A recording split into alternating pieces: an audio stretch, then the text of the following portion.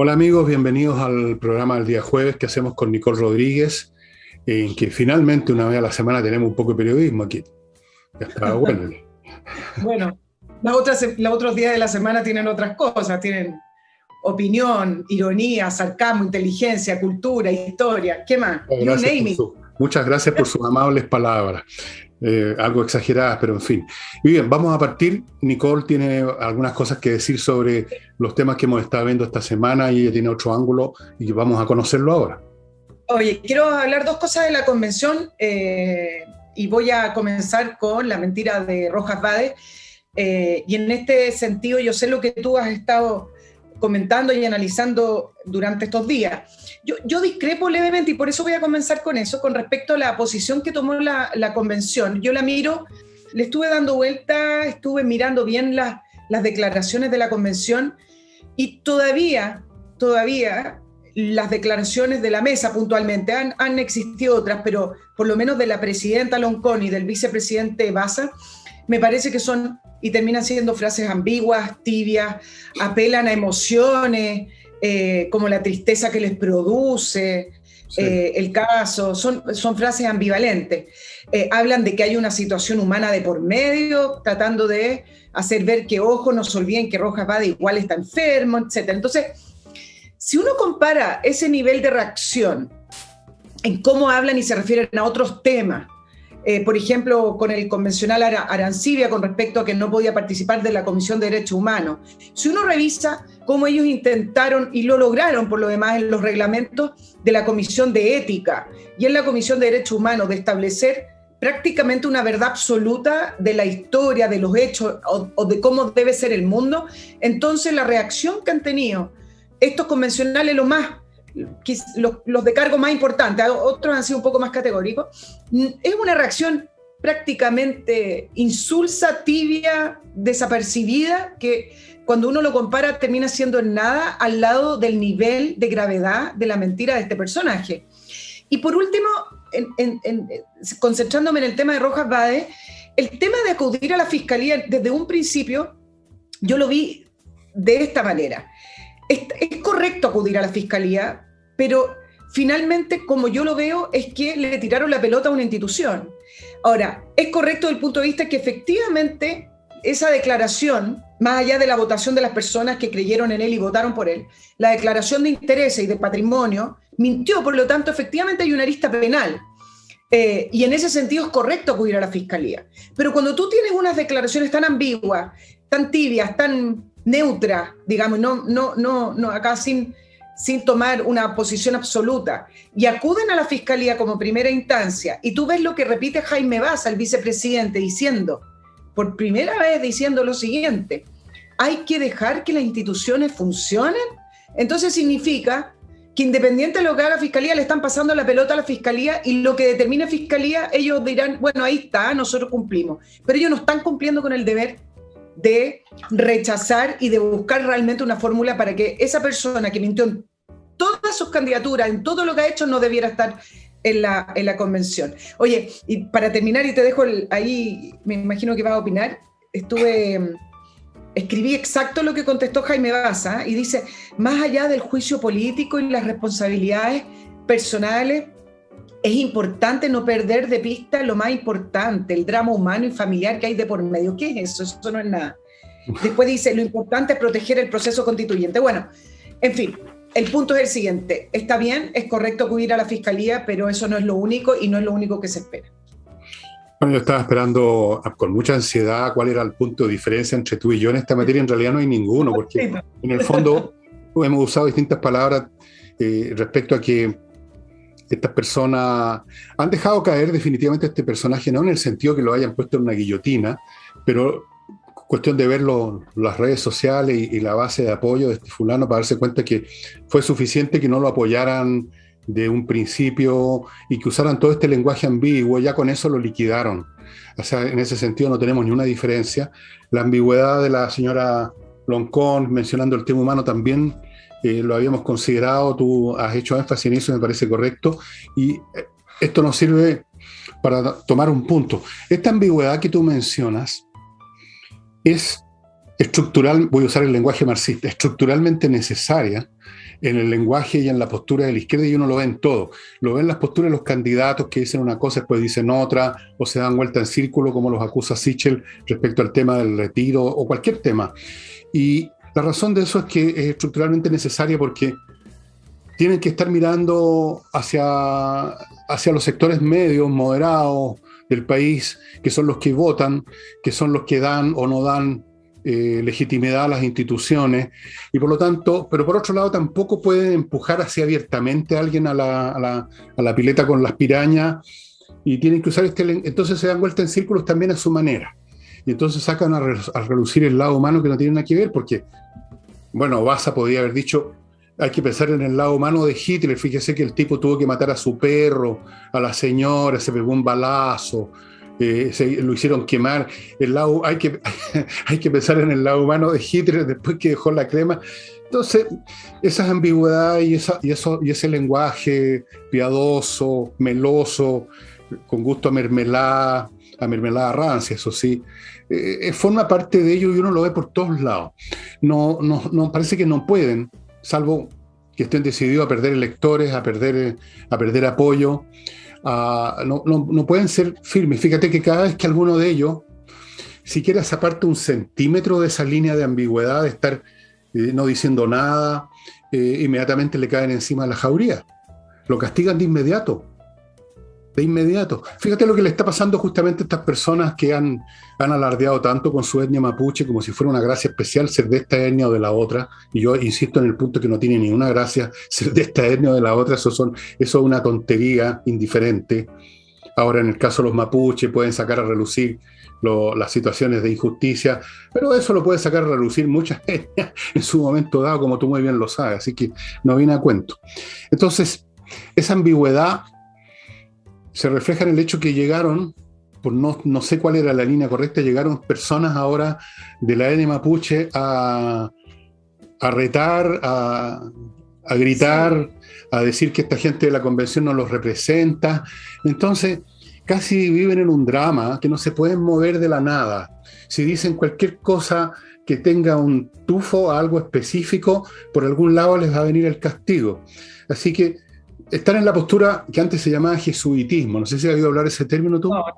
Bueno, los jesuitas es una orden religiosa cristiana, católica, que en un momento dado, después que la creó San Ignacio de Loyola, por una serie de razones que no voy a explicar, lo contaré algún sábado, se convirtieron en una orden que por un lado tiene firmes principios dogmáticos, como tú mencionas que tiene esta izquierda, pero por otro lado, en otro momento dado, caían en lo que se llamó el jesuitismo, el buscar moverse en el terreno de la ambigüedad, estar bien con Dios, con el diablo, especialmente con los poderosos, por supuesto en el caso de los jesuitas, y eso se llamó jesuitismo, o sea, una forma de hipocresía donde coinciden de una manera muy extraña el oportunismo y la ambigüedad con unos principios fanáticamente sostenidos, porque como tú decías muy bien, esta misma gente que es tan blanda, tan ambigua con Rojas Vade, es muy taxativa y muy imperativa y categórica con todos los demás temas.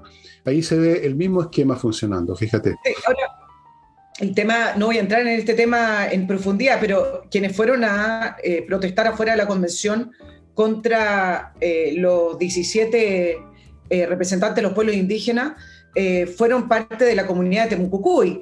Y son estas cosas extrañas que pasan en este país. Una comunidad que le declara la guerra al Estado chileno, cuyos líderes son visibles, no se esconden, que declara que van a utilizar las armas, etcétera, pero ahí están, pueden circular, pueden ir afuera de la convención a decirle a Elisa Loncón y a la Machi Linconao que ellas no lo representan porque ellos, y estas fueron las palabras literal, ellas escogieron la vía institucional y para ellos eso no es la vía, sino que para ellos la vía es de lucha armada contra el Estado chileno.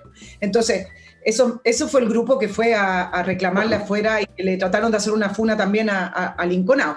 Oye, y el otro tema, Fernando, que te quería plantear con respecto a la convención que surge a raíz de la mentira de Rojas Vade, lo fui recogiendo de varias cartas a los diarios, conversaciones que fui recopilando, y tiene que ver con todo el tema acerca de la credibilidad del proceso constituyente y si acaso el proceso constituyente también, se preguntan, está levantado sobre serie de mentiras o sobre una serie de falacias, quizás no mentiras así de una trama como la de Rojas Vade, pero sí una serie de mitos y falacias que al final terminan cayéndose como estos castillos de naipes. Por ejemplo, hablemos lo que ocurrió en octubre, cortito, de cómo la violencia de octubre la respondió el gobierno finalmente en noviembre a través de un acuerdo político con los partidos políticos del Congreso, excepto el Partido Comunista, diciendo que eso es lo que querían las personas.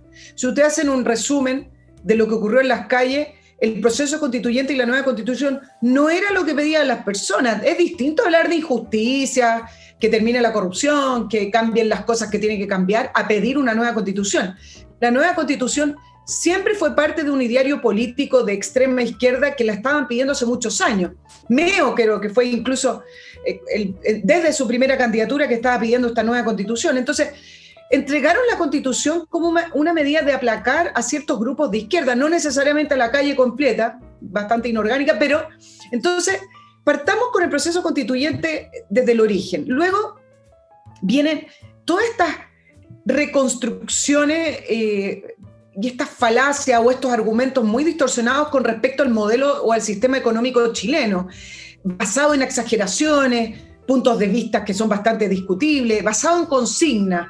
Ahora, ¿por qué avanzaron estas cosas? Es porque finalmente la centro derecha, que se supone, yo me estoy colocando en la tradicional centro derecha, o los grupos o movimientos que deberían haberlo defendido no lo hicieron.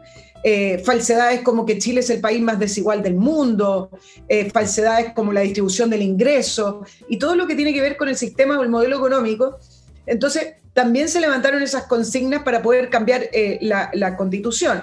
¿Para qué hablar de las noticias falsas que hubo durante octubre, durante la violencia que ocurrió en la estación acuérdate, las torturas que se supone que estaban en la estación Baquedano, violaciones sistemáticas de los derechos humanos, presos políticos, enfermos que no lo eran, gente que dijo que les había afectado la vista, que le había llegado un balín y que no tenían nada. Bueno, entonces a partir de octubre se fue constituyendo entre ciertos hechos y ciertas informaciones muy torcidas, y entonces también uno se pregunta, bueno, ¿es suficiente eso también? No es solo lo de Rojas Vade para que este proceso tenga credibilidad.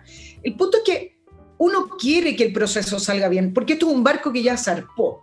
Entonces, queremos que salga bien y debe salir bien, por el bien de todos. Pero eso es muy distinto a considerar que las razones de fondo para poder levantar toda la constituyente y el cambio de la Constitución hayan sido en base a información o visiones que se ajustaban a la verdad, o por lo menos a los hechos, o por lo menos a los números. Entonces, creo que también lo de Rojas Vade es parte de lo mismo, de que da lo mismo decir cosas, total, estamos en esto, total, ya estamos embarcados en esta revolución o en este cambio y es parte de lo que queremos. En el fondo lo que se hizo es, me parece, manipular o distorsionar a través de las necesidades de las personas que eran evidentes, pero distorsionar los argumentos.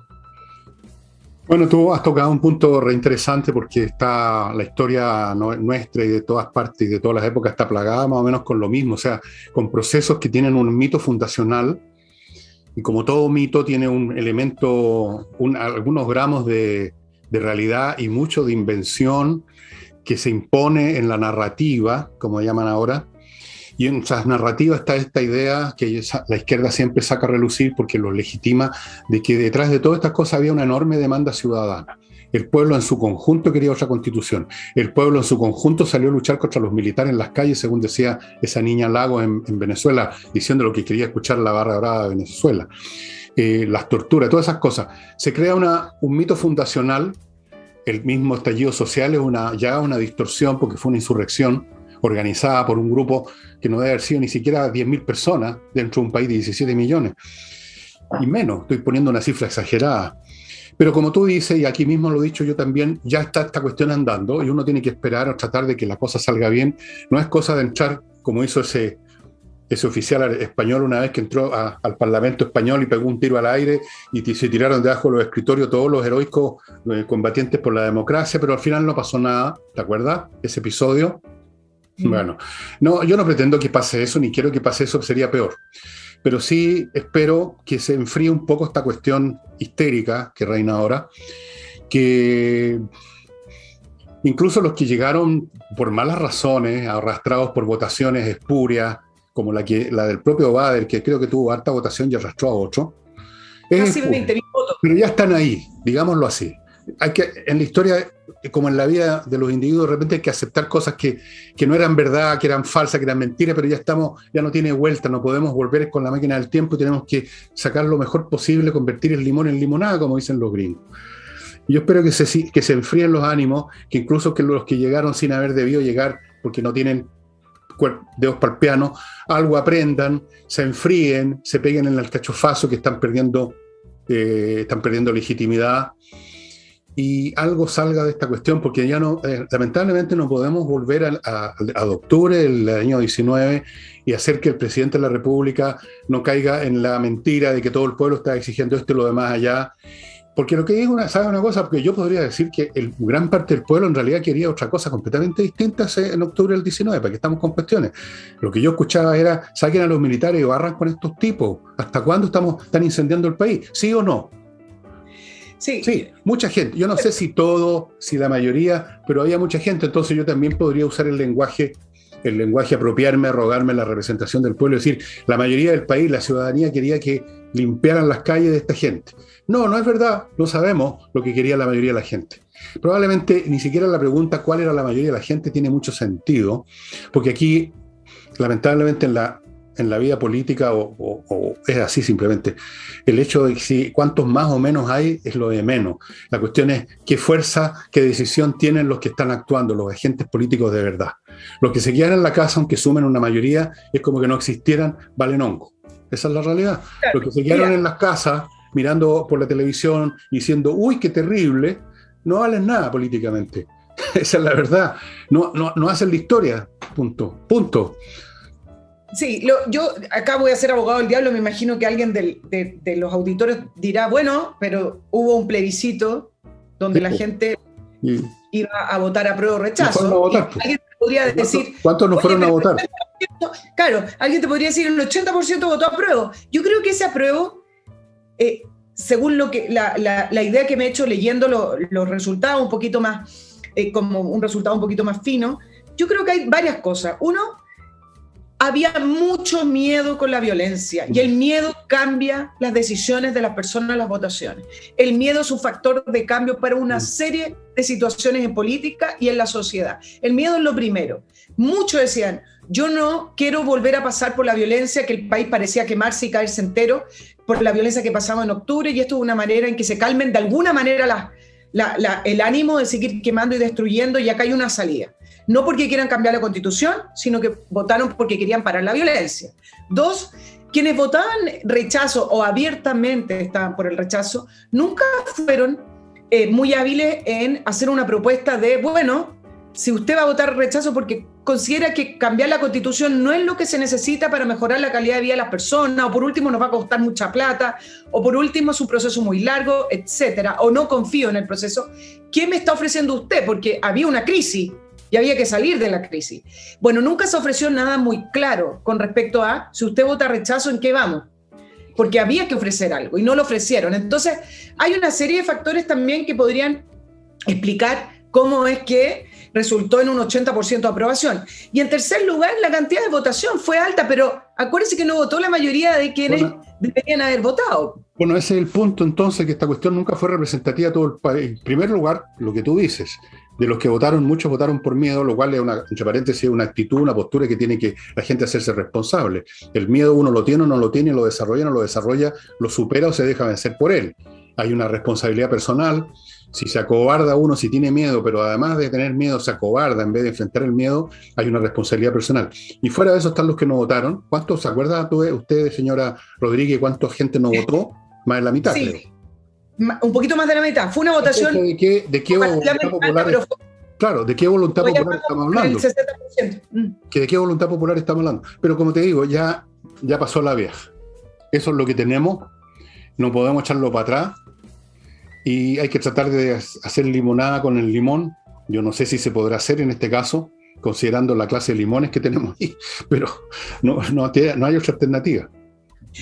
Oye, para terminar el tema de la convención y dejarlo, a mí me parece que hay que exigir dentro de la investigación que se está llevando a cabo, ¿cuáles son los objetivos de la investigación de Fiscalía? Porque ya tenemos acá a una persona confesa, es decir, si fuera una película, ya tenemos al asesino confeso, ¿no? Ya la investigación en el fondo, ¿qué es lo que están investigando? A mí me interesaría saber y cuáles son los objetivos. Yo quiero plantear algunos otros objetivos. A mí me parece que la investigación debería apuntar ahora a saber si Rojas Vade actuó solo, o si acá hay un grupo que está detrás de levantar este tipo de cosas para poder lograr ciertos réditos, créditos o votaciones políticas.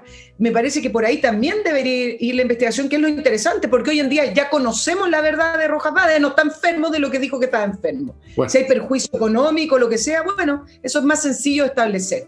Pero si actuó solo o no, me parece que tendría que ser parte de la investigación de Fiscalía. Sí, me imagino cuántas presiones estará recibiendo este fiscal, Cooper creo que es el apellido. ¿Cuántas presiones estará recibiendo para que no agite demasiado el gallinero? Porque se nos olvida de repente que cuando decimos tal cosa tiene que ver a la justicia o tal cosa tiene que ver al gobierno, se nos olvida que todas esas cosas, todas esas instituciones están en el mismo país, están aconchadas con los mismos miedos, con las mismas irregularidades, con las mismas corrupciones a veces, y por lo tanto tendría que venir, no sé, pues el FBI en acción, de venir Elliot Ness, con los intocables, una cosa así, una fuerza extraña, los extraterrestres, porque cualquier institución o persona, aunque Cooper sea el tipo más decidido del mundo, pero van a empezar a llegar los telefonazos, oiga, mantenga las cosas con el Cordero de Dios que borra los pecados del mundo, no siga buscando quién era el ganadero, quien crió el cordero, si hay otros corderos. No revuelva el gallinero porque hay factores políticos. Ahí yo veo perfectamente a Abbott haciendo su trabajo, ¿eh? Porque él es el experto en hacer estos arreglines entre política y justicia, pensando él, supongo, en el bien superior, no sé si del país o en el bien superior de él, pero en el bien superior de alguien. Y ahora voy a mi primer bloque, estimada Nicole, y lo inicio con Compre Oro, amigos. Si usted quiere tener la parte que le parezca correcta, adecuada de su reserva, de su plata, de sus ahorros, lo que sea, en objetos físicos que están en sus manos y que en cualquier parte se los reciban, yo le sugiero que entre a Compre Oro y adquiera, ya se los he mostrado, se los voy a mostrar todas las veces que sea necesario, o estos lingotes 24 quilates, 10 gramos, vale casi un palo esta cuestión, y este otro, que es un lingote de plata, 1 kilo, tengo aquí, apenas lo puedo sujetar porque yo soy un hombre débil, plata, estimado amigo, aquí también hay bastante dinero. Usted tiene estas cosas, las tiene en sus manos literalmente, las pone en su caja fuerte, se las pone en la caja fuerte del banco, en un maletín debajo de la cama, usted las maneja como quiere, las lleva donde quiere, y fíjese usted, en un bolsillo puede tener una fortuna con esto, y se las van a recibir en cualquier parte, de manera tal que es una muy buena garantía para custodiar su dinero. Y les recuerdo, amigos, esta empresa de salud online, digamos, AviCare, que les está ofreciendo ahora este otro plan. Aparte del asunto de los electrocardiogramas que ustedes ya conocen, tenemos más productos. Hay un plan anual que consiste en que usted paga $19.990 y van a pasarle en comodato 2 dispositivos, un glucómetro, o sea que mide el azúcar en la sangre, en la glucosa, y un toma presión, y puede realizarse todas las tomas que quiera. Si quiere, está todo el día jugando con eso, haciéndose toma, desde su casa, donde sea. Las personas son monitoreadas todos los días y todo el día. El equipo clínico de AviCare, conformado por médicos y enfermeras, revisan esos parámetros, y si hay que hacer alguna cosa, se hace de inmediato, en otras palabras. La acción de salud es inmediata. ¿Cómo funciona? Bueno, yo le sugiero que, para no darle más detalle y no latearlo, que entre al sitio que está a mi derecha y se entere ahí de los detalles operacionales de esto, que es muy sencillo. Lo concreto es, por $19.990 usted tiene un control de su presión, de su azúcar en la sangre, y cualquier problema lo van a atender de inmediato. Ese es el buque madre de esta cuestión, AviCare.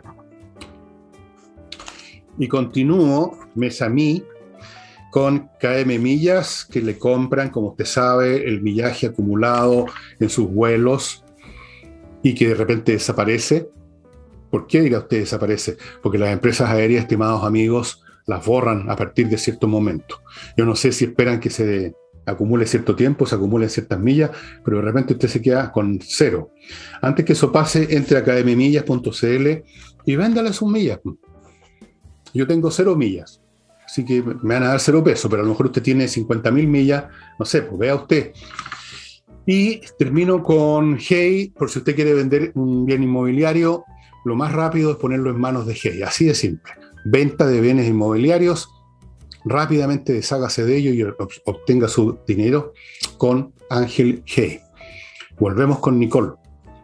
Oye, también quería hacer una pequeña mención a esto, a esta información que salió y que al final la dieron a conocer los diputados de Renovación Nacional, Karin Luque y Cristian Lavé de la UDI, que fue una especie de denuncia trataron de hacer con respecto a estos 12 constituyentes que reciben el IFE, todos de la lista del pueblo y Apruebo Dignidad. Yo acá quiero hacer una pequeña reflexión más allá del reproche moral. Y acá es donde se tiene que levantar el tema y hacer la reflexión con respecto a lo que significa la universalidad versus la focalización, que ha sido una discusión política y que uno la ve en algunas campañas donde la universalidad generalmente es planteada desde los sectores más de izquierda. Esto no tiene que ver con el aprovechamiento solamente de estos 12 constitucionales.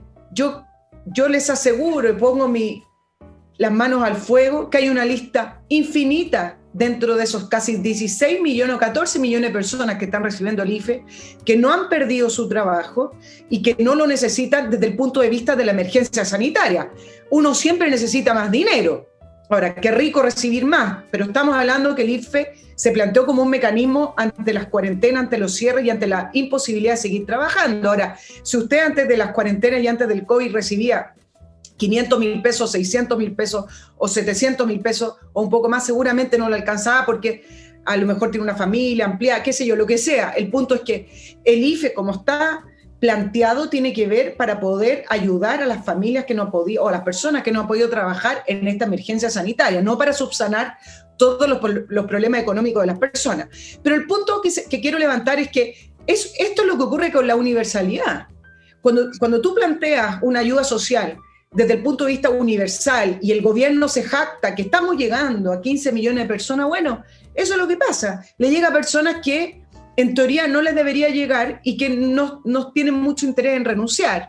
Eso es el concepto de universalidad para que la gente después lo pueda realmente procesar y darse cuenta de lo que ocurre. Ahora, a mi modo de ver, mi humilde modo de ver, cuando tú tienes recursos escasos, país con suerte en vía de desarrollo, cuando vemos que vamos retrocediendo en los índices, por lo demás de pobreza va aumentando, pero los índices de ingreso per cápita, cuando vemos que el Estado chileno ya está endeudado prácticamente a 30% del PIB y puede seguir avanzando, la universalidad es lo más ineficiente que existe. La focalización no hay por qué entenderla como algo mezquino, algo escaso, algo muy poco. La focalización para mí tiene que ver con la inteligencia de gastar los recursos de una manera eficiente, donde más se necesita, en los lugares donde más se necesita.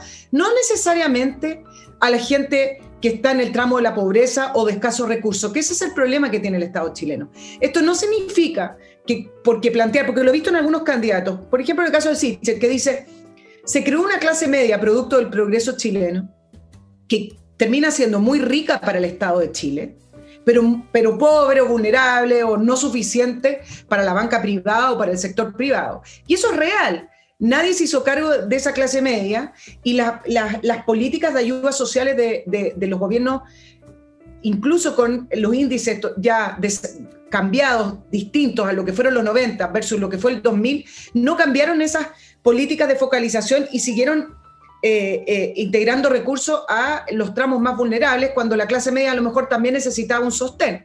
El punto es que la focalización, con los medios que hay hoy de inteligencia, con los medios que hay hoy para poder depurar la información, perfectamente se puede focalizar en los distintos estamentos de la clase media y a las distintas necesidades. No todo el mundo necesita lo mismo, no todo el mundo necesita que le lleguen 200 lucas mensuales, a lo mejor necesita un apoyo más a su pyme, bueno, lo que sea.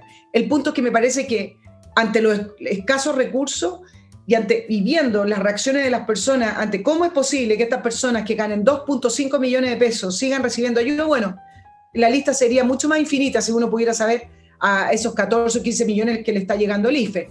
Eso es lo que pasa con la universalidad. Empiezan las injusticias, como le gusta decir. Bueno, tú lo has dicho, algo ha sido impecable tu lógica, porque efectivamente focalizar es la madre del uso del intelecto en todo orden de cosas. Y lo otro, tirar al voleo las cosas, hacer las cosas al lote,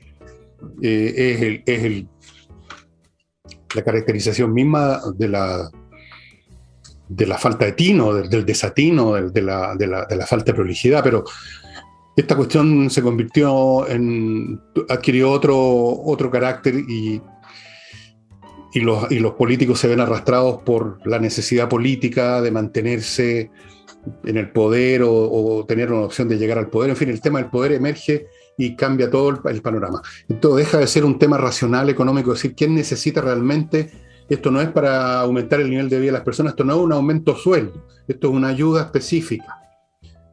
Eso es lo correcto, eso es lo lógico, pero se convirtió en un tema político. Incluso te digo, hay gente que ven esto del ingreso familiar universal como una especie de preensayo, un preestreno de lo que ellos les gustaría que en el día de mañana hubiera una especie de sueldo universal para todo el mundo, incluso gente que no esté trabajando, una especie de piso por el hecho que tú existes y respiras, y por lo tanto está el tema de la famosa dignidad humana, aunque yo no veo cuál es la dignidad humana de alguien que no trabaja, pero entonces se supone que todos tienen que recibir, hagan o no hagan nada, como si estuviéramos en el mundo del año 2100, cuando va a haber tanta riqueza que no vamos a necesitar hacer nada, a lo mejor van a haber puros robots trabajando.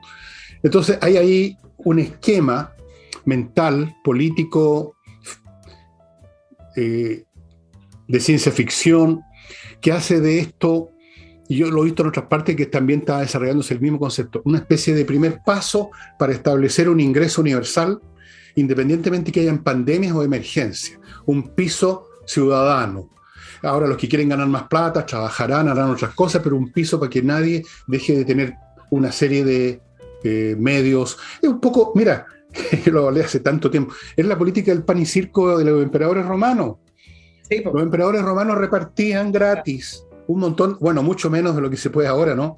Era un mundo infinitamente más pobre, pero repartían lo que se podía, a veces repartían vino, repartían pan y circo, de ahí viene repartían espectáculos, el circo era un espectáculo para mantener a las masas más o menos adormecidas, y parece que se quiere volver a la política del pan y circo, pero multiplicado por 1000. Porque desde el punto de vista económico y lógico y ético incluso no tiene justificación ninguna el tirar la plata hacia el voleo y estar además hipotecando el futuro de este país, porque tú mencionaste un tema importante, el endeudamiento. Este país que le tomó tantos años sanear sus finanzas públicas, gracias a lo cual el país fue creciendo, y eso favoreció a la gente, no a las 7 familias ricachonas, como dijo un tontón. Eso se puede desarmar muy fácil, y eso es lo que están haciendo. Es una mezcla de ignorancia, una mezcla de estupidez y una mezcla de oportunismo político, porque además quieren echar abajo todo. Entonces, por donde tú empujes, hay que echar abajo la alacena de la cocina. Por aquí, por allá, por donde se pueda, echemos la baja, que se revienten todos los platos, y después montaremos, bueno, no sé qué, el chavismo, el madurismo, el coreanismo, el chinismo. ¿De dónde vamos a sacar el modelo? No tengo idea. Habría que preguntarle al señor Tellier. A lo mejor él tiene una idea más clara. El otro día leí una columna y hablaban de Argentilandia. Me pareció que era un nuevo concepto. A lo mejor hacia allá vamos también. Pero el punto, claro, el punto pasa por, al final, estar dependiendo del Estado. Y un solo detalle con respecto a la focalización en Chile. Yo entiendo algunas críticas que se le hacen, pero el punto es que en un Estado burocrático, grasoso y grande como es el nuestro, además cooptado a veces por grupos de interés, por grupos de funcionarios, etc., la focalización muchas veces no ha funcionado, porque para poder postular algunos subsidios, algunas ayudas, o para poder quedar incluso en esas listas, uno necesita lo que uno escuchaba, alguna cuña, un pitutito, conocer a alguien en la municipalidad que te meta al registro social de hogares. Entonces, hay que un poquito reflexionar y discernir por qué en algunos casos la focalización no funciona. Cuando yo antes del COVID, me acuerdo un tema que tuve que revisar para un tema periodístico del registro social de hogares, que se da a través de las municipalidades. Y resulta que los funcionarios de algunas municipalidades estaban todos inscritos y ganaban 4 millones de pesos, 3 millones de pesos, o sea, no deberían. Y estaban inscritos en el quintil más bajo, es decir, recibían el subsidio más alto. Entonces, uno era amiga de alguien de la municipalidad y te metía en el registro social de hogares. O era amiga de la visitadora en esa oportunidad cuando te visitaban en la casa y veías si tenían televisión, etc. Entonces, hay que distinguir entre si la focalización no funciona per se, por su naturaleza, o si la focalización, en el caso de nuestro Estado chileno, no funciona por las características propias del Estado chileno y por las características de sus funcionarios, cómo están estructuradas la manera en que uno puede postular aquellos beneficios. Y me parece que ahí está la madre de los problemas o el punto focal donde debería apuntarse. Yo creo que la focalización funcionó en lo grueso, a pesar de todas estas sinvergüenzuras que son inevitables, porque los patúos, los frescos, los carajos siempre están presentes y se van a aprovechar. Pero básicamente, por ejemplo, todos estos jóvenes que estudiaron en las universidades recibieron un beneficio de la focalización, de las ayudas, los créditos universitarios, que después empiezan a reclamar porque la gente, una vez que ya tiene el beneficio, se olvida de que antes no tenían nada y empiezan a reclamar porque hay que pagarlo, fíjate tú. Eso tiene que ver un poco con la idiosincrasia nacional también, una falta de repente de honestidad impresionante y un deseo que alguien pague tus cuentas a otra persona. Ahora esto de que las platas se usan así o así, de una forma, a lo mejor eso es lo que llaman la economía circular, que se puso de moda en el lenguaje de la izquierda, la economía, o sea, que la plata circule por mi bolsillo y por el de mi compadre y el de mi amante y el de mi tío, mi sobrino, el huevón de mi sobrino que es medio leso, así que hay que llegarle plata. A lo mejor esa es la economía circular. Vamos circulando, amigos, pónganse en fila para recibir. Y ahora voy a mi nuevo bloque. Una opción financiera, estimados, es loping.com. ¿Y en qué consiste? En invertir en el mercado inmobiliario, que les quiero repetir, cuando se habla de mercado inmobiliario no me refiero simplemente a que usted un día determinado quiere vender una casa. No, eso es una operación una vez o dos en la vida. Esto es entrar al mercado inmobiliario que tiene muchas facetas. ¿Cómo hacerlo? En loping.com, donde usted puede ser accionista por ya a partir de 0,12 UFs, ellos tienen un Bitcoin inmobiliario que se llama CryptoLoping, que está respaldado, esto no es una cosa fantasmal, está respaldado por miles y miles de metros cuadrados construidos o que se están construyendo. Las oportunidades en este momento son muy importantes, me decían los de gente de Loping.com, y por lo tanto, si usted tiene unos pesos y anda buscando oportunidades de inversión, esta es una muy interesante. Le sugiero que entre a Loping.com y averigüe más detalles, estimado amigo. Yo les estoy dando simplemente el buque madre de esta cuestión. Y otro buque madre, pero esta vez para reparar la carrocería de su auto. Este ya sabe, autowolf.cl. ¿Les tengo que contar más? ¿O no? ¿Sí? ¿No? Sí. Tengo que contarles, estimados, que ellos le reparan la carrocería. Ojo, acuérdense, si tiene un problema con los frenos, con el carburador, nada que ver. La carrocería, las latas, abolladuras, pintura, corrosión, todas esas cosas que siempre los autos están cosechando abolladura y todas esas cuestiones, ellos se lo reparan en la casa, o sea, donde tenga usted el auto, en su casa, por ejemplo, y lo hacen en un día. Un día en su casa, usted ve lo que están haciendo, no hay ninguna posibilidad que le hicieran alguna cosa como hacen en algunos talleres, que le tapan la abolladura con serrín y después le ponen pintura encima. No, usted ve el trabajo que están haciendo, autowolf.cl, mándeles aquí al WhatsApp, pida que lo atiendan, le manda la foto de lo que quiere hacer, ellos le van a dar una cotización y van a llegar a su casa y en un día va a estar Liz Taylor, autowolf.cl. Y termino este bloque con Zapper, que es este aparatito que tiene, voy a abrirlo para que ustedes vean cómo es por dentro. Tiene un sistema electrónico, aquí una tarjeta y una cuestión para enchufar una batería de 9 voltios. Usted la prende, usted ve que tiene dos polos acá, se lo pone, así lo tiene en alguna parte del cuerpo, de su piel, y esto produce una descarga eléctrica de 15 hercios que elimina, destruye los patógenos que estén en su sistema circulatorio y a la pasadita estimula la creación de anticuerpos. Es un sistema que ha sido probado en Estados Unidos, esto es una invención norteamericana y usted la puede conseguir acá en la dirección que están viendo a mi derecha, Zapper, por Don Croft, que fue el que desarrolló esta tecnología médica. Y continuamos ahora con Madame Rodríguez, Mademoiselle, Madame, usted es Madame, no es Mademoiselle. Madame. Bueno, se cayó la votación del gran proyecto del diputado Silver para poder declarar el resplandeciente, dices tú. Feriado irrenunciable. Se cayó finalmente porque no lo pusieron en tabla. Bueno, no va. Ahora, él insiste en su argumento. Tú lo hablaste en el programa de ayer, del día miércoles, sus argumentos con respecto al derecho al trabajo. Yo te voy a dejar esa parte que salió muy chistosa porque al final lo único que queda es para reírse. Él dice que va a seguir impulsándolo para que el 17 sea feriado irrenunciable. Recordemos que el 17, sin ninguna razón, porque el 17 no marca nada, marca simplemente que viene el 18. El 17 ya es un feriado legal, pero en algún minuto nuestro Parlamento, que ya se venía deteriorando bastante, hace algunos años atrás, determinó que cuando el 17 caía viernes tenía que ser feriado. Entonces, ¿por qué no el 16? Pero bueno, el 17. Entonces, ahora no es solamente que sea feriado el 17, si cada día viernes, sino que además Silver continúa con su idea de que tiene que ser irrenunciable por el derecho al trabajo. Pero yo acá quiero hacer un poquito de memoria. A mí me gusta hacer memoria de lo que va pasando porque pasan muchas cosas.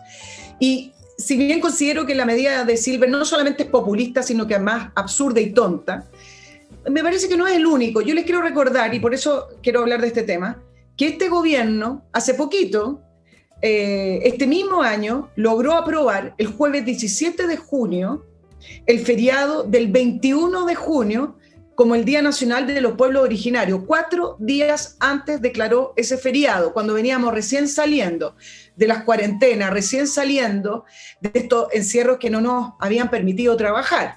Y aquí además hubo 2 medidas tremendamente populistas que salieron un poquito invisibilizadas, producto de que todos se concentraron en que esto es un proyecto que lo aprobaron rápidamente a solo 4 días del feriado del 21 de julio. Y son 2. Uno, el proyecto original del gobierno venía con la eliminación del feriado del 12 de octubre, si ustedes no lo recuerdan. Este 12 de octubre que le han ido cambiando los nombres para que el 12 de octubre no parezca como la conquista de América, sino que sea algo bonito. Entonces ahora se llama Encuentro de Dos Mundos. Pero bueno, como en lo políticamente correcto e inaceptable, este proyecto originalmente venía con la eliminación del 12 de octubre, lo que el gobierno finalmente no hizo y lo volvió a incorporar.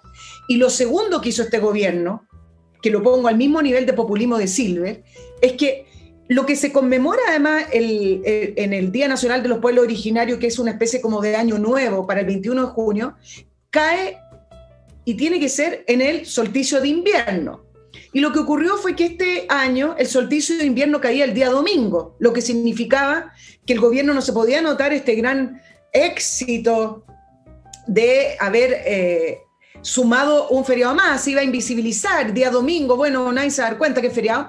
Por lo tanto, el proyecto de ley le incorporaron una indicación de que por este año el feriado se iba a celebrar el día lunes, no en el solsticio de invierno como corresponde. Entonces, y después lo tildaron de histórico, cuando se aprobó, la ministra Rubilar dijo que este feriado era histórico. Entonces, ¿saben qué? Se los presento porque efectivamente me parece que la idea de Silver no solamente, ya dije, es tonta, absurda, pero además populista, sino que me parece que lo voy a juntar porque el gobierno ha actuado de la misma manera.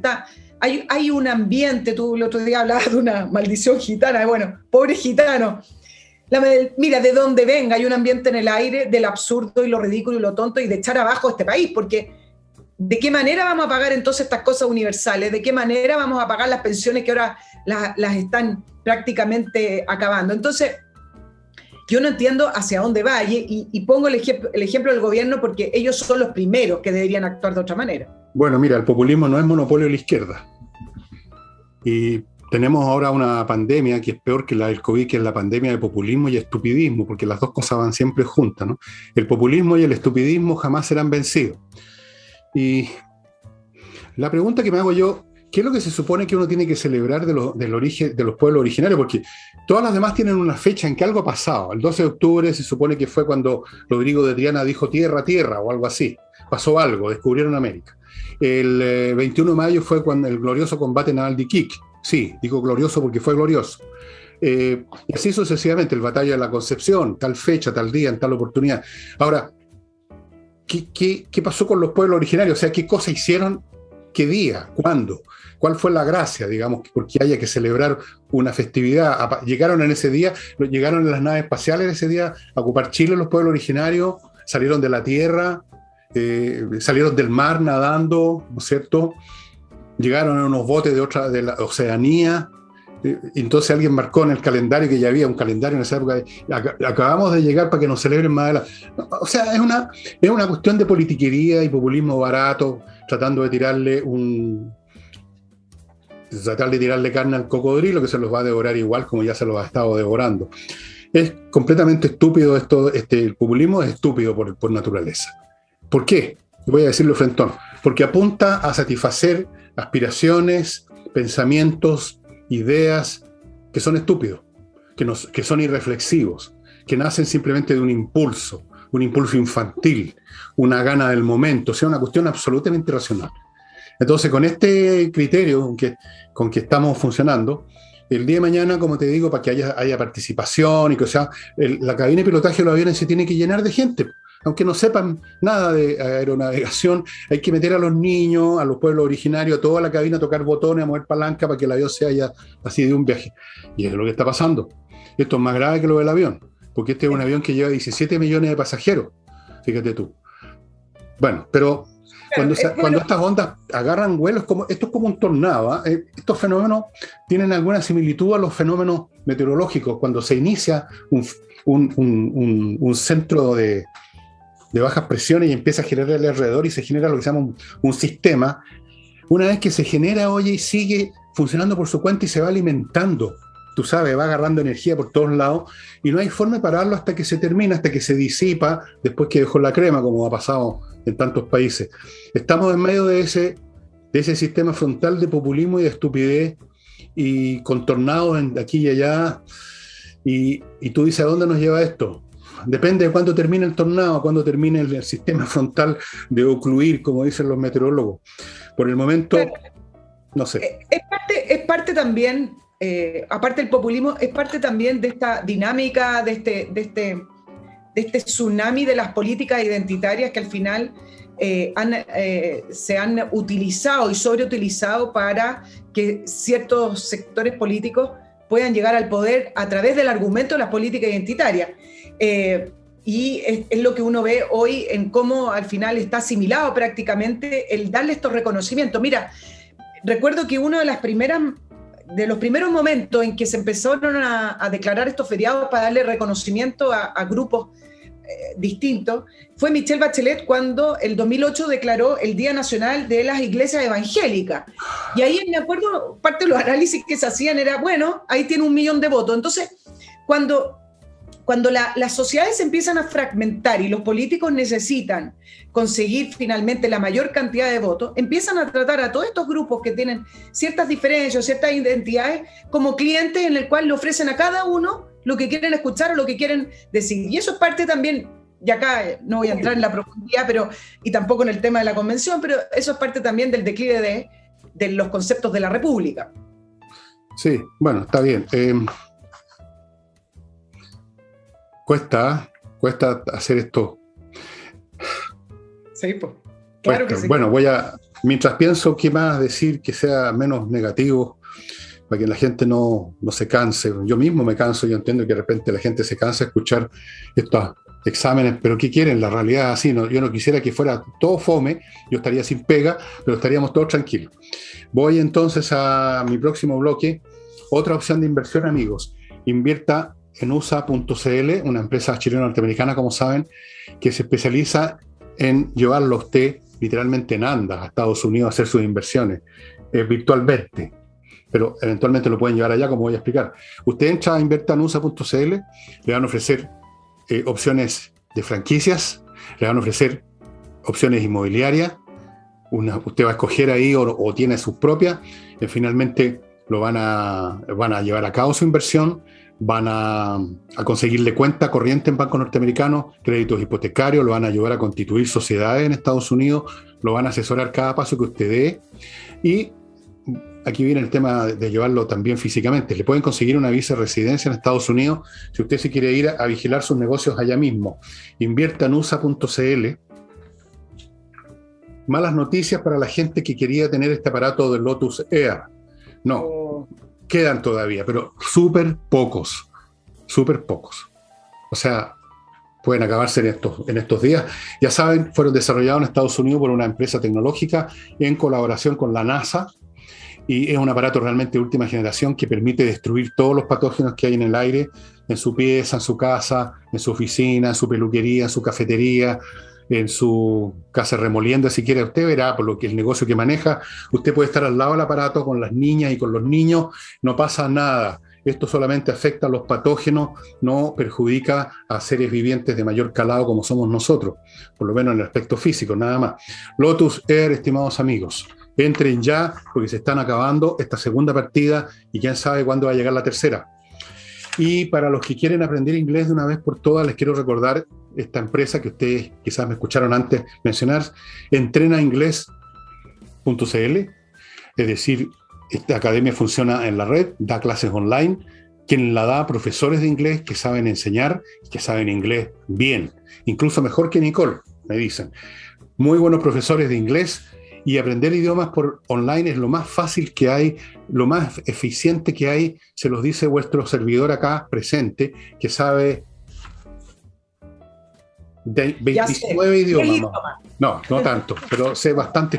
Y en online se aprende muy rápido, muy bien. Entrenainglés.cl, estimados amigos. La verdad es que no sé tantos idiomas, sé muy poquito, pero muy poquito. Pero suficiente. Pero suficiente. No, nunca es suficiente, fíjate, uno aprende un idioma y dice, y me gustaría este otro, pero no tengo tiempo, no tengo ganas, no tengo energía, estoy muy viejo, y me gustaría aprender el griego, por ejemplo. No sé para qué, para leer a Homero. No, ya sé que no lo voy a hacer. Me gustaría aprender chino, tampoco lo voy a hacer. Me gustaría aprender, me gustaría aprender varios idiomas, el ruso, no lo sé, me gustaría aprender ruso. Pero en fin, aprendan inglés con entrenainglés.cl. Vamos a otro tema. Vámonos a otro tema. Mira, hoy día volvió a aplazarse la discusión del kinder obligatorio, junto con otros aplazamientos, que, por ejemplo, el cuarto retiro, que quedó para el 22 de septiembre. Me voy a concentrar en el kinder obligatorio porque, para hacerles una analogía con qué es lo que pasa con la educación en otros países también. Mira, el proyecto del kinder obligatorio lleva prácticamente 3 años en tramitación y la última fue rechazada en comisión mixta. Y esto era algo que existía un consenso en prácticamente la clase política, algo que incluso está en las nuevas leyes de educación con respecto a la necesidad de la educación temprana, de la educación parvularia, etc. Cuando se rechazó hace algunos meses atrás, prácticamente todos los argumentos de la oposición era que esto era un castigo al gobierno. Entonces uno siempre se pregunta, bueno, ¿a quién está castigando el gobierno si el gobierno se va a ir para la casa en marzo y los niños son finalmente los más perjudicados con esto de la educación? Y acá lo único interés que hay detrás de poner el kinder obligatorio es dar una señal y decirle a las familias que mientras más temprano entren los niños al sistema educativo, hay evidencia de que la cancha se empieza a emparejar ahí y no van perdiendo condiciones ni distancias con respecto a las personas y a los niños que ingresan tempranamente. La educación parvularia y la educación temprana es fundamental. Bueno, el gobierno lo volvió a ingresar con un veto aditivo, haciéndole algunos cambios, como por ejemplo incrementar al doble los recursos para que se puedan construir y levantar kinder, y además estableciendo la obligación de que no se puede negar el ingreso de un niño a primero básico si es que no acudió al kinder, sino que hay que nivelarlo. Pero está bien. Pero el punto acá son 3 cositas que les quiero plantear. Uno es que siempre se habla de la importancia que le dan el mundo político a la educación, pero a las cosas realmente importantes no le dan a las posiciones ideológicas. que marcan su postura de la educación. A la educación misma no le dan ninguna importancia. En segundo lugar, acabamos de hablar en el programa del jueves pasado, Fernando, con respecto a cómo la convención no incluyó el derecho preferente de los padres a elegir cómo y dónde educar a su hijo, algo que es fundamental para las libertades y fundamental también para el progreso de las ideas en cualquier país. Y acá quiero plantear un tema y comparándolo con otros países. Y en esto quiero decir lo siguiente: las constituciones, cuando existe un proyecto político o una ideología detrás, cuando hay un proyecto detrás, las constituciones tienden a no ser neutras. Tenemos la idea de, por ejemplo, cuando se empezó a discutir esto de la nueva constitución, decía, bueno, algunos decían, lo peor que puede pasar es que la llenen de derechos sociales y de derechos y que el Estado no pueda cumplir. Pero cuando hay un proyecto político bastante definido y uno lo ve en la discusión de los reglamentos, las constituciones dejan de ser neutras, dejan de ser algo que no importa que esté colgado lleno de deseos y de derechos, porque finalmente determinan el rumbo del país. Por ejemplo, yo te quiero dar el ejemplo de dos países. La Constitución cubana consagra el régimen socialista y su régimen económico y social en la Constitución. Y, por ejemplo, yo hoy día estaba conversando con unas cubanas que yo conozco que viven en Chile y le decía, por favor, cuéntame cómo fue tu vida educativa en Cuba. Entonces me contaban que todas las mañanas, y esto es lo que ocurre cuando el Estado, no lo público, sino que el Estado agarra la educación. Todas las mañanas había que leer poesía o había que leer ciertos extractos de la Revolución Cubana. Y estoy hablando de los niveles más básicos hasta los medios. Sí, claro.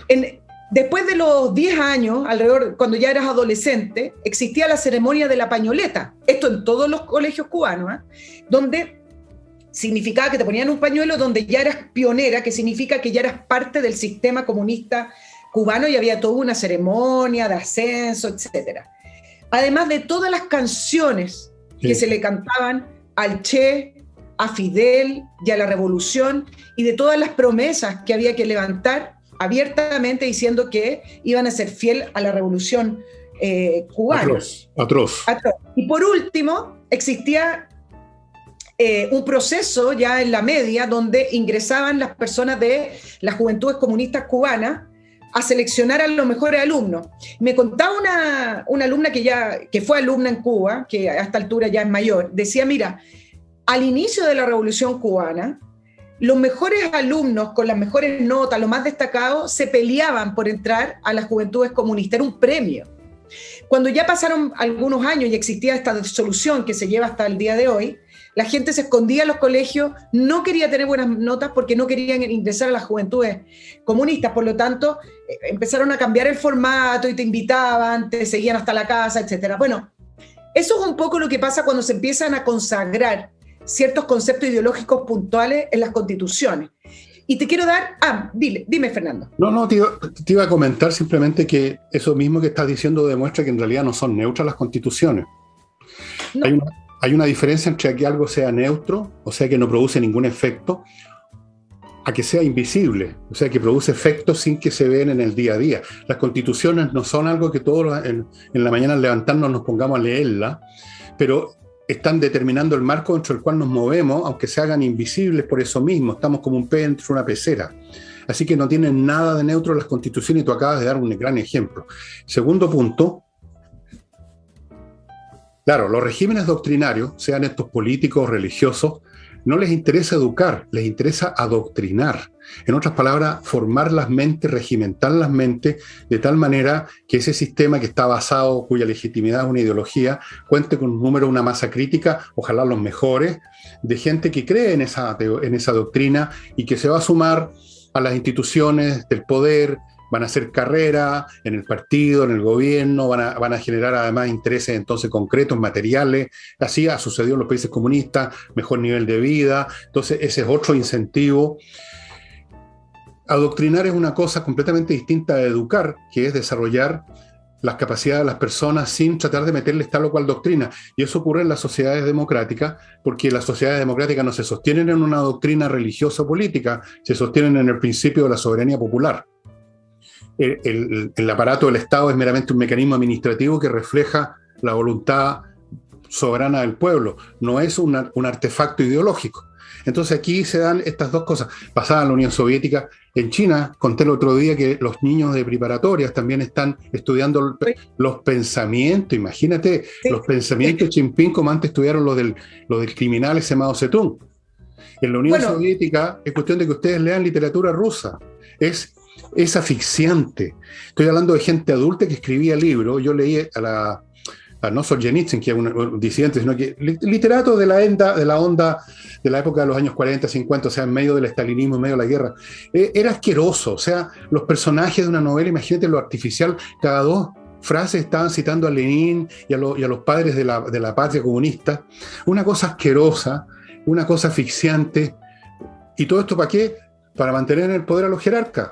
No para educar a los intelectos, no para generar esa libertad y esa disciplina que produce a los genios, a los talentos, los que inventan cosas, a los Musk, a los Einstein, a los Freud, a los Picasso. No, simplemente tener unos idiotas, unos robots que mantengan la cosa funcionando. Y eso es lo que quiere el Partido Comunista en Chile. Si lo dijeron de frentón, la libertad de enseñanza entendida como la elección de los padres es un asunto que está en el corazón del modelo neoliberal, que para ellos ya con eso basta para decir este es un modelo satánico que hay que echarlo abajo. No piensan absolutamente, no hacen cálculo acerca de si por qué se tiene que echar abajo. No, si le dio más prosperidad a este país la que nunca había tenido. No importa, hay que echarlo abajo y por lo tanto hay que echar abajo también la libertad de educación. O sea, el Partido Comunista quiere determinar la educación de Chile a ese nivel. Un partido de este porte, con una militancia mínima, con doctrinas obsoletas, añejas, fanáticas y cerriles, quiere determinar la vida intelectual, la vida espiritual de un país por secula seculorum. Increíble, increíble. Oye, el segundo caso que te tenía precisamente el de China, porque saqué algunos extractos que son interesantes. El tema de los libros a los niños en China pasa por lo siguiente. Por primera vez, decían algunos analistas norteamericanos, que se incluyó en el currículum formal de todos los colegios estos libros con imágenes y frases para introducir a los menores la ideología de Xi Jinping, pero además una especie de culto a su personalidad. Entonces, los estudiantes, por ejemplo, desde los 10 años tienen que leer textos sobre no solamente la civilización china, sino que también textos que hablan del abuelo Xi Jinping preocupado por los niños, así bien básico. Cómo su amor por China, lo saqué textual, comenzó desde pequeño, después su vida como soldado y donde él siempre ha puesto la patria por delante, cosas así dicen los textos. Entonces, hay dos cosas que hoy China está tratando de reforzar, que uno es intensificar la identidad nacional a través del comunismo y la obediencia al Partido Comunista y Xi Jinping, algo que lo voy a analizar el próximo jueves, algo que empezaron a sentir en China, que se les estaba escapando con respecto a esta nueva clase de ricos y a esta nueva clase media aspiracional, que ya no es esa pobreza rural que tenía China, de la gente que andaba patapelada, sino que una clase que se pone mucho más exigente y una clase que ha salido del mundo y que ha tenido educación privada. ¿Y qué es lo que hizo Xi Jinping este año también? Anuló la educación privada. Por eso, hoy día no voy a alcanzar a hablar de China, pero por eso estoy levantando todo el tema de la educación, porque el tema de la educación, para efectos de ideologías políticas o de idearios políticos determinados de izquierda, la educación, pues se parte por la educación. Claro. Entonces, estoy dando estos dos ejemplos para tenerlos en consideración, porque esto está pasando ahora, no pasó en la época de la Guerra Fría, está pasando ahora. Bueno, le acertaste medio a medio, yo iba a decir lo mismo, estamos pensando como en paralelo, iba a decir de que esto no es una casualidad. Vamos a distanciar. Y lo iba a asociar con otro fenómeno que tiene que ver con lo mismo que tú estás mencionando, y es la iniciativa del gobierno chino por ponerle freno o ponerle con problemas a las grandes empresas chinas, a los grandes millonarios. De repente empezó este fenómeno, si no había ocurrido. Dejaron que China creciera gracias al empuje de los empresarios, gracias a los burgueses que quieren ganar plata, todas esas cosas espantosas. Y ahora que vieron que el país está rico, pero al mismo tiempo vieron que estaba sucediendo esta emergencia de una nueva población con otra mentalidad, entonces se aterraron dijeron, nos estamos minando el suelo. O sea, hasta aquí nomás lleguemos con el desarrollo económico, hasta aquí nomás lleguemos con las libertades, pongámosle freno a estas empresas, mostrémosle quién es el amo y, en paralelo, mucho más grave y mucho más profundo, el intento de regimentar a los cabros chicos. Forman parte, y quizás que otras iniciativas hay, de lo mismo. Bueno, la tercera iniciativa es el intento de desculturizar a la gente del pueblo mongol en el norte de China, que tienen su propia cultura y también están ahí tratando de convertirlos en chinos. Todo forma parte de lo mismo, efectivamente. Muy bien, un 7. Gracias, profesor. Mira, lo que tú estás hablando, lo voy a anotar para hablarlo el próximo jueves. Tiene un nombre, ellos le pusieron nombre porque si no, esto no funciona. Y se llama la nueva agenda de prosperidad común. Y el discurso de Xi Jinping fue lo siguiente: ya se hicieron suficientemente ricos y es hora de compartirlo entre todos nosotros. Por eso, hace algunos meses atrás, empezó a introducir regulaciones a las empresas tecnológicas que son una de las grandes potencias económicas de China, y además a través de sus millonarios, no son millonarios, son más de billonarios. Lo otro que ha hecho China para efectos de la educación es prohibir los videojuegos. Videojuegos que son norteamericanos, etcétera. Bueno, hace 2 meses los prohibió, ya no se pueden comprar y a través de la red se les cortan. Entonces, hay un pequeño cambio, hay un pequeño punto de inflexión en lo que está sucediendo en China. Y yo voy a dejar plantear la pregunta porque no la voy a alcanzar a desarrollar acá, pero te la planteo a ti también, así la podemos responder otro día, que tiene que ver que no será con que China llegó a un límite con respecto a tener libertad de mercado, pero regulado a través del Partido Comunista Chino, y entonces esta China próspera, potencia económica, está llegando a un punto de inflexión en que hasta ahí nomás llega, porque en algún minuto el libre mercado y la libre iniciativa choca con el comunismo y y empiezan a presionar por mayores libertades u otro régimen político. Eso es, pues si lo acabamos de decir, eso es. Voy a usar un lenguaje marxista. El desarrollo de las fuerzas productivas y del nuevo espíritu y del consumo entra en contradicción con las relaciones políticas, las relaciones... Bueno, pero ha ocurrido en toda la época. Fíjate que, ¿por qué crees tú que se empezó a desmoronar el peso enorme, la hegemonía espiritual de la Iglesia Católica en Europa? A partir de cierto momento histórico. Cuando se empezó a enriquecer Europa, cuando salió de la pobreza total de la época oscura y la Edad Media y empezó a aumentar el comercio, empezaron a aparecer burgueses en las ciudades, empezó a aparecer gente que se enriquecía, los siervos encontraban pega en las ciudades, cambió el mundo y, claro, la diferencia es que la iglesia no tenía un brazo armado, por lo menos no directo, aunque muchas veces lo ocupó en forma indirecta, y finalmente todo terminó con la reforma, que si uno analiza los temas de la reforma de Lutero y de Calvino y todos los otros, dejando de lado los puntos teológicos que hacen, uno ve detrás la mentalidad y el espíritu nuevo del capitalismo. De hecho, Max Weber escribió un famoso libro que se llama el espíritu del capitalismo y el protestantismo y el espíritu del capitalismo. Tiene que ver. Y eso es lo que le está pasando a China. Y el Partido Comunista ve que ese crecimiento ya es incompatible con mantener un sistema como era el imperio chino antes, cerrado, el mundo cerrado, para que nada se mueva, que nadie discuta los principios que nos mantienen a nosotros, al emperador, a los mandarines, a toda esta gente arriba.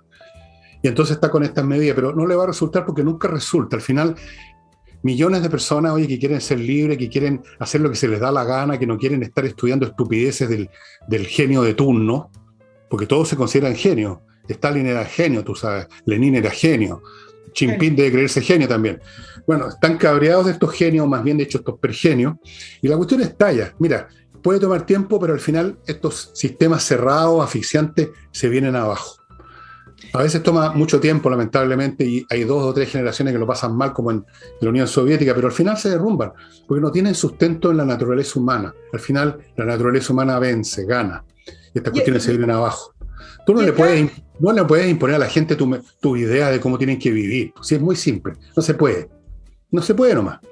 No, y al final, además, está entre la espada y la pared con respecto a la educación, porque resulta que parte de ese núcleo duro que sacó adelante la prosperidad en China tiene que ver también en que pudieron acceder a educación privada y acceder a educación internacional, empaparse del mundo, colaborar con ideas. cuando tú empiezas a cerrar la educación, esto no va a pasar mañana, pero cuando tú empiezas a encerrarte y tener una educación muy focalizada en la ideología, bueno, vas perdiendo capital humano, vas perdiendo desarrollo y esas mismas personas después ya no te sirven. Bueno, pero eso pasó en la Unión Soviética. Es muy interesante seguir, por ejemplo, el desarrollo de la tecnología aeroespacial soviética, que en un momento tuvieron la delantera. Los rusos pusieron un satélite, el Sputnik, en el año 57, después el primer hombre que entró en órbita, no, fue más bien una subórbita, Yuri Gagarin, y luego en 2 o 3 años los norteamericanos se pusieron a la par y luego los superaron de lejos. ¿Por qué? Y uno sigue, cuando uno va en detalle, y hay bastantes documentales que yo les sugiero que vean en YouTube, amigos, no solo hechos en Estados Unidos o en el mundo occidental, sino que documentales originados en la propia Rusia en el momento que estaba más o menos abierto, eso después se cerró todo otra vez. Uno ve que estos regímenes totalitarios, regimentados, tienen la ventaja de que pueden partir las cosas primero. Tienen más regimentado a la sociedad, es más corto el espacio-tiempo entre la decisión del poder y la ejecución. Pero luego empieza a imponerse las mayores capacidades intelectuales, tecnológicas y científicas que tiene el mundo libre. Y pronto la tecnología soviética empezó a quedar atrás y quedó atrás por mucho tiempo. Quedó atrás. Tenían accidentes espaciales, no podían hacer cosas que los norteamericanos estaban haciendo. Piensa tú una cosa, China se jacta ahora de que este año o el año pasado pusieron una estación espacial en la Luna y otra en Marte, creo. Bueno, eso lo hicieron los gringos hace medio siglo atrás. Si uno sigue el detalle, ¿qué pasa con los sistemas de armamento chinos? Que son copiados además, o sea, se facilitan un poco bastante la vida copiando, pero luego la ejecución y el desarrollo al detalle es muy inferior. Estos regímenes regimentados lo pagan con una pérdida de velocidad en el crecimiento tecnológico y pronto quedan en desventaja. En cambio, los países libres, que son más despelotados, que se demoran más, parten placé, pero tienen mayores recursos intelectuales, científicos. Hay más gente interesada, por último, por ganar plata, por la fama, porque son libres para seguir sus ideas, que en estos países. En Rusia, fíjate que se llegaba a un nivel en que los mejores ingenieros de la industria aeroespacial soviética tenían que estar pendientes del último capricho que se le había ocurrido a Brezhnev, de cómo tenía que hacerse las cosas. Entonces tú comprendes que eso inevitablemente lleva a irse quedando atrás. Claro. Y China se va a ir quedando atrás. Ya tienen problemas, por ejemplo, con los semiconductores, tú sabes. Los semiconductores más avanzados, y en esto es absolutamente esencial ir en cabecera, los han desarrollado sobre todo en Estados Unidos. Los chinos se están quedando atrás. Los chinos copiaban. Los chinos no han logrado desarrollar, no se han logrado desarrollar al nivel tecnológico norteamericano. Y eso es resultado no de que no hayan genios o gente muy inteligente en China, deberían tener incluso más que en Estados Unidos porque es una población más grande. Es un tema de la institucionalidad, que es un corset. Eso es. Sí es. ¿Sí? Muy bien, profesor. Si no estoy haciendo clases, estoy recordando cuestiones nuevas. Oye, un bloque chiquitito, amigos, controller. Si usted tiene una empresa y la quiere tener funcionando súper bien en el área de gestión, yo le sugiero que se contacte con Controller, que hicieron el análisis de sistemas de gestión y dieron ideas para mejorarlo durante 20 años en grandes empresas norteamericanas y ahora lo están haciendo en Chile. Controller revisa su área de gestión, encuentra los problemas, le da la solución y su empresa funciona, pero mucho mejor. Y ya saben del detergente, ya saben que yo lavo todos los días y que por lo tanto sé lo bueno que es el detergente para la lavavajilla. Del detergente para la ropa me ha hablado mi lavadora ha tenido muy buenos conceptos sobre este detergente. Biodegradable, hipoalergénico, viene en contenedores muy grandes que duran mucho tiempo, se los traen a la casa, se los reponen en la casa. Todas las ventajas con Lavo Club. Nicole. ¿Me queda algo de tiempo? Mira, un tema cortito. Te quedan como 45 segundos, más o menos, y 3 centésimos. Sí, mira, un tema bien cortito, y es un tema que yo he hablado desde el año pasado, pero con respecto al COVID, ya comenzaron a salir esas cifras que yo planteaba el año pasado con respecto a la salud, que no tiene que ver con enfermos de COVID, sino que a todo el resto de las enfermedades y problemas de salud que vivimos en Chile y que tienen los seres humanos en general, producto de este desequilibrio, llamaría yo, o de estas medidas extremas que se tornaron en torno al COVID. Yo no hablo, la gente puede creer acá que yo creo que no había que hacer nada, no es el punto. Yo siempre he planteado en que había que hacer las cosas que había que hacer, pero que esto se tornó en un fenómeno político, social, médico, y que al final terminó siendo determinado por una serie de factores, tomando medidas extremas que al final el remedio pasó a ser peor que la enfermedad.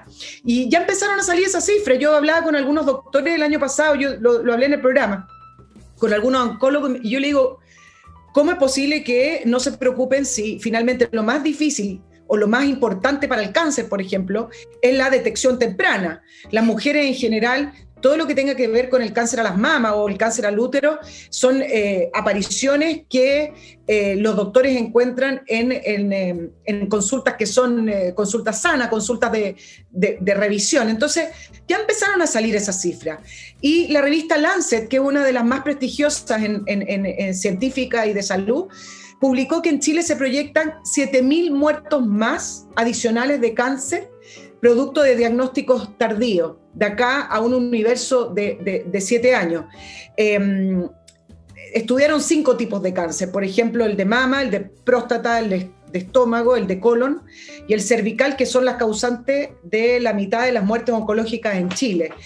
Y dice que habrán excesos de muertes de acá al 2025, que es en 3 años más, de alrededor de 3.542 personas. Para que ustedes hagan una idea de las dimensiones de las cosas, al año en Chile mueren alrededor de casi 30.000 personas producto del cáncer. Sáquenlo y compárenlo con respecto a los muertos que tenemos con respecto al COVID, que ya vamos en 35.000 o a lo mejor un poco más, 38.000. Pero el punto es que en el cáncer no para, y al año vamos a tener más de 28.000 personas fallecidas producto de esto, de tratamiento interrumpido o bien de una detección muy tardía para efecto. El otro problema que ya empezó a salir en las publicaciones tiene que ver con la obesidad. Y el tema de la obesidad no tiene que ver con un tema estético, no tiene que ver con que nos vemos mal los chilenos, tiene que ver con todas las patologías asociadas por efectos de la obesidad que terminan siendo una carga tremenda para los sistemas de salud. 31% de la población adulta y 14% de los adolescentes muestran obesidad, y esto se proyecta que va a aumentar al 36% para los adultos y 17% para los adolescentes.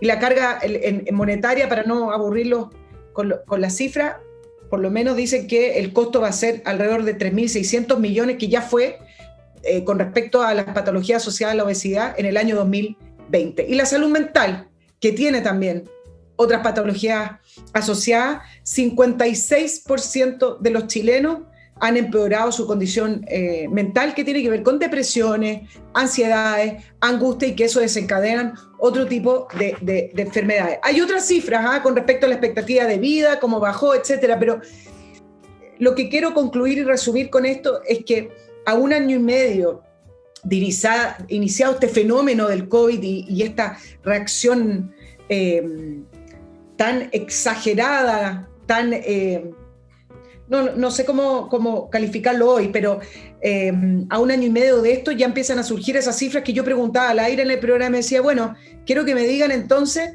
dónde están las otras cifras de muerte, dónde están las otras cifras de riesgo de salud para la población, porque mantener a la población en cero, encerrada, sin hacer nada, a mí me parecía que era peor el remedio que la enfermedad. Algo ya está apareciendo, y me parece que en un tiempo más van a seguir apareciendo más cifras. Así es, totalmente cierto, Nicole. Vamos a nombrarla en mi próximo gobierno, porque yo voy a gobernar este país con el apoyo de los extraterrestres. Te voy a nombrar ministra de Salud, ¿te parece? No. A mí tú me nombras ministra del Deporte y hasta ahí llego nomás. Un último bloque, amigos, el ajedrez. Recuerden que hay precios súper especiales, están recontra rebajados estos artículos que ustedes ven.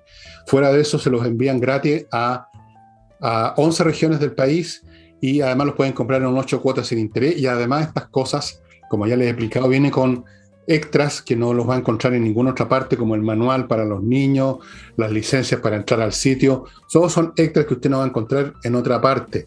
Así que póngase en contacto con espacioajedrez.com, aproveche estas condiciones hasta agotar stock, por lo tanto algún día se va a agotar también en la oferta. Y no olviden miclimo.com, para tener ustedes en su casa, como vuestro servidor, un sistema de climatización fantástico que da todo lo que uno necesita: calorcito cuando hace frío, frescor cuando hace calor, filtra el aire. Vieron ustedes la cantidad de mugre que está en el aire y que lo agarra los sistemas de filtro. Conectado a internet, usted lo puede apagar, prender y graduar como quiera desde incluso otro país, su sistema de climatización. No sé para qué, pero lo podría hacer. Pero fuera de la casa, por último. Va de vuelta del trabajo a su casa y quiere ya tenerla calentita, lo puede echar a andar desde el auto. En fin, puras ventajas. Y ahora una ventaja más: si usted es cliente del Banco Santander, puede comprar esto con alguna tarjeta del banco entre 3 y 24 cuotas. Doña Nicole, hable ahora o calle para siempre. Oh, pensé que ya estábamos finalizando. No, te voy a dar déjame consultar mi última adquisición, un reloj chino que me costó como $3. No sé cuánto me va a durar, pero como 3 minutos más. Ya, dale. Oye, también esto lo voy a dejar para el próximo jueves, pero como un tema un poco más central, para que podamos analizar y reflexionar sobre lo que está ocurriendo en El Salvador, donde hoy la noticia está concentrada en que es el primer país en integrar el Bitcoin como moneda oficial junto al dólar. Ellos pasaron al dólar, acuérdense. Entonces, la ley en El Salvador dice que va a ser el uso obligatorio de este Bitcoin como una forma de pago, y el gobierno sustenta sus argumentos diciendo que esto es una medida que va a beneficiar y que ayuda a los sectores sin acceso a la banca, que esto es para la gente más vulnerable, que es prácticamente la única apuesta económica que ha tenido Bukele. Esto ha provocado protestas, no, esto no ha sido tan simple, ha provocado protestas y reacciones, y por varias razones, y acá se los voy a resumir bien cortito. Primero, debido a que el Bitcoin se ha utilizado y está comprobado que en general se utiliza para lavado de dinero y corrupción. ¿Y esto por qué? Porque el manejo del Bitcoin es descentralizado. No hay normas a través de las cuales opera. No se sabe bien cuando uno compra o cuando uno vende quién está detrás de aquello. Y entonces, para resumirle lo que le quiero decir, que esto no tiene que ver, para que lo miren de esta manera, esto no tiene que ver con la modernización del Salvador, ni tiene que ver con el paso adelante que está dando El Salvador con respecto a su economía, sino más bien es un paso más que está dando Bukele para cimentar, terminar con la débil democracia que tiene El Salvador y sus instituciones. Bukele, desde que llegó al poder en el año 2019, llegó como este millennial que venía a cambiar la democracia en El Salvador. El Salvador en general tenía bipartidismo, pero una democracia muy débil. Desde que está en el poder Bukele, lo único que ha hecho es modificar leyes para poder finalmente ir concentrando el poder y ir cimentando, bajando, destruyendo las instituciones. Entonces, pasar al Bitcoin no tiene que ver con una revolución económica. Pasar al Bitcoin es seguir destruyendo las instituciones que sustentan la economía de El Salvador y saltarse un poco estas instituciones para poder operar solo. Por ejemplo, hoy, el mismo día que anunció, ayer en realidad, el mismo día que anunció o que pasó a ser el día oficial del Bitcoin como moneda de El Salvador, compraron, por ejemplo, en $21 millones, compraron alrededor de 400 Bitcoins. Entonces, un sector político que no está de acuerdo le dice, bueno, queremos saber dónde compró, cómo compró, la forma en que lo adquirieron, y no hay información. Entonces, bueno, hay que mirarlo, creo que también de esta manera. Bueno, está bien, pero eso no es un tema con el Bitcoin, es un tema con El Salvador y con el régimen que tiene. Exacto. Porque por último, las estafas, las irregularidades financieras se pueden hacer con Bitcoin, con billetes, con cheques, con valores financieros, con joyas, con de todo. Siempre ha sido así. El Bitcoin es un sistema realmente muy espectacular, que yo creo que es muy positivo en general, pero por supuesto puede ser usado por delincuentes, puede ser usado por gobiernos, como puede ser usado cualquier cosa. Si esto sí, no confundamos el Bitcoin con el régimen de Salvador. Te digo, yo creo que cualquier cosa puede ser usada de una forma delictiva, de una forma nefasta, pero eso no tiene que ver con el instrumento, tiene que ver con quien usa el instrumento. Esto lo digo porque hay personas que miran con desconfianza estos desarrollos, como miraron en su momento el desarrollo de las transferencias electrónicas. Yo me acuerdo cuando recién empezó a bancar en Chile, todas las especulaciones que se hicieron con eso, y ahora todos estamos acostumbrados a funcionar con la banca electrónica. ¿Cuándo fue la última vez que hiciste un cheque, Nicole? Yo no me acuerdo, ya no sé ni cómo se hacen, porque todo es con transferencia. y es tan cómodo, es tan estupendo, y seguramente hay algunos sinvergüenzas que, por supuesto que existen, que se te meten en tus cuentas, cosas así. Bueno, el delito se mete en todo. Se mete en las bitcoins, se mete en la antigüedad, eran falsificadores de moneda, ¿no? De todo. Bueno, y ahora sí. Solo decir que es efectivo lo que tú dices, pero hay una diferencia con el Bitcoin, puntualmente, que es una de las monedas digitales. Hay otras monedas digitales, que en su ADN, en su estructura, en su génesis, tiene que ver con la descentralización, donde eso es lo se bueno supone que nadie es dueño, nadie es dueño, y funciona es bueno y es malo a la vez, porque ¿por qué El Salvador quisiera pasar a eso? Porque no deja rastro. Bueno, está bien, pero eso es un tema del Salvador, no es un tema de la Bitcoin. Yo quiero decir esto porque no vamos a estar satanizando un tipo de moneda porque por un fulano, un tiranuelo de Salvador, un país de platanero. O sea, y ahora sí, hemos terminado el programa, estimados amigos. Ha sido muy grato estar con Nicole como siempre. Esperamos que ustedes también disfruten el programa y estaremos entonces juntándonos con ella el próximo jueves como de costumbre. Me despido, ¿tú te despides también? Me despido, jueves 16, irrenunciable. Nos vemos.